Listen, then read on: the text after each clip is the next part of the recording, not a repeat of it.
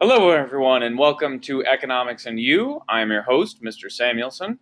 Today, we're going to be looking at Lesson 3.6, the functions and characteristics of money. Money, money, money. All right, let's look first at the functions of money. First, money is something that can be used to help people exchange goods. That's kind of its primary purpose. We use the money that we have within our system, whatever form that money might take, to exchange for goods and services. Now, money doesn't need to be bills and coins. It can and has taken many forms throughout history. But bills and coins is the predominant form of money today.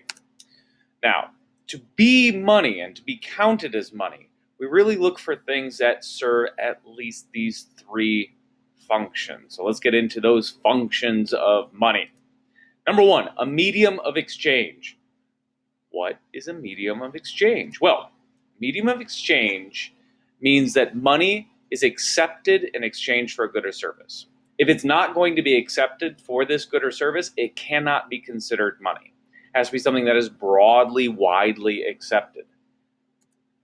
Now, without money as a medium of exchange, the type of system that you then have is bartering.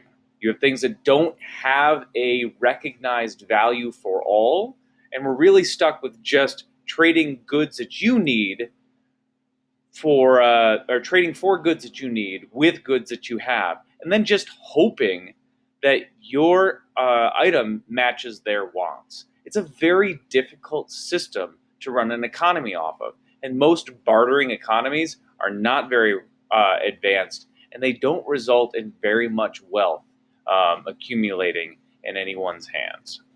All right, number two, second function of money is as a unit of accounting. This means that money allows us to compare the value of different goods. We can compare two things and say that a car is more valuable than a garden shed because we can simply look at the market value in dollars of that car versus the garden shed. And we can say definitively that it's going to cost you more money to buy a new car than it is for you to buy a new garden shed because we have that ability to account for its value. Now, in the United States, an object's value is always given in dollars. So we might say that new car is $15,000, while that garden shed is a pretty nice one, and we're going to peg it at about $2,000. But even so, that car is substantially more dollars. Now, having a single unit of accounting helps people keep accurate records. So we would never say a car is worth 10 garden sheds, whereas a garden shed is worth 100 pairs of shoes. Okay? Breaking down accounting in that way and always comparing the value of goods to a dollar value as compared to the value of another item in our economy helps us to keep things straight. Third function of money, store of value. People are usually paid at regular intervals, and it's not usually a daily paycheck. We get paid weekly, we get paid monthly, maybe upon the completion of a large project, but we don't have a set of income that comes to us on a daily basis. So therefore, money needs to maintain its value in order to be spent on non-paydays. I need to know that my paycheck doesn't need to be spent today or it will be less valuable tomorrow. I need to know that if I have my paycheck, I can save it and I can wait and I can spend it in a week or a month, or I can save several of my paychecks and accumulate a large amount of money and maybe buy a car one day. But we need to know that that value is going to maintain itself over time. We don't want to use something like meat, right? You get paid in meat, but then that meat is no good 2 weeks later when you need to buy something. Of course, when inflation is very high, which fortunately has not been a problem in the United States for several decades now, but when inflation is high, money does lose some of its store of value.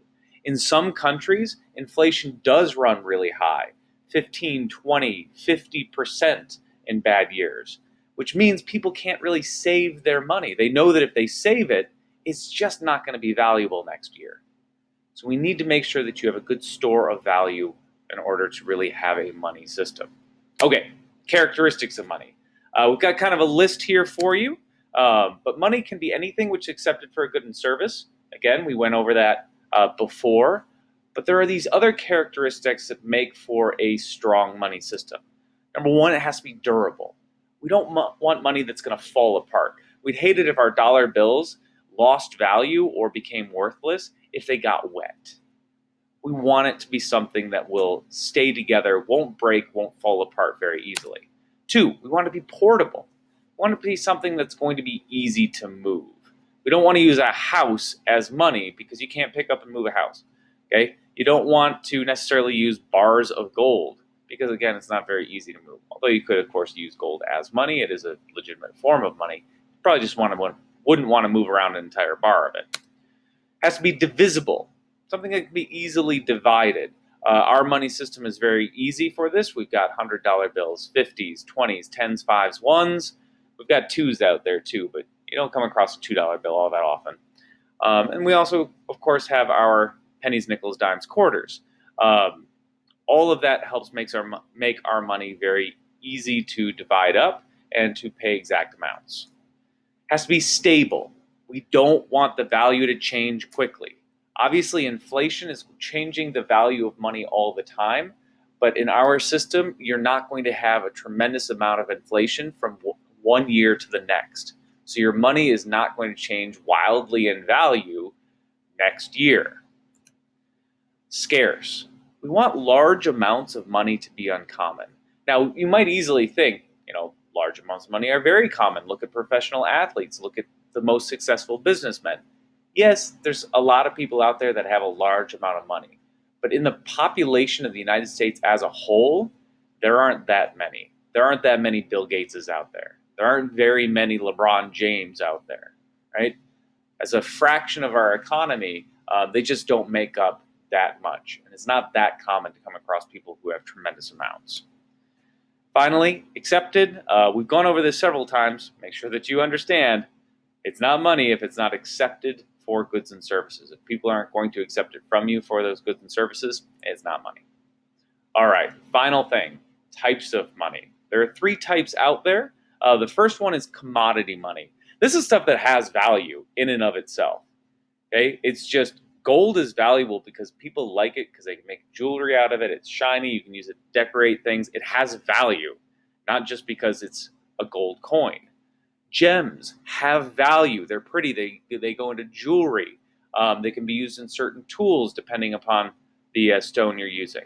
That has value. So commodity money is money that has value outside of a government saying this is an official coin. This should be used as money. Representative money is paper or a base metal, a cheap metal, that represents a commodity money. Representative money represents something that has legitimate value. The United States did this. We did this for a while where $1 represented $1 of gold. Okay, we would have bills like this, a treasury bill of the United States, okay, where we have this gold supply, which is represented by this paper money. So you walk around with your paper money because it's easier to manage, but you could go into any bank or you could go to the Federal Reserve of the United States and exchange it for actual gold. You can't do this anymore. The US no longer has representative money. We have fiat money. Fiat money has value because our government says it has value. Fiat money has value simply because our government says it has value. And the population of our country has faith in our government. They think the government is going to continue to be here tomorrow and next year and a decade from now and 100 years from now. So if the government's going to guarantee it, if the government's going to back it up and say, hey, this $20 is worth $20 and people are going to accept it for goods and services that are valued at $20, well, that's simply good enough for us. And it has been a system that has worked pretty well for us. Some people do want to go back to like representative money, but most people say our system of fiat money is functioning well and we should continue to use it. All right, well, that was all for today. I certainly hope that you enjoyed this lesson and that you learned a thing or two.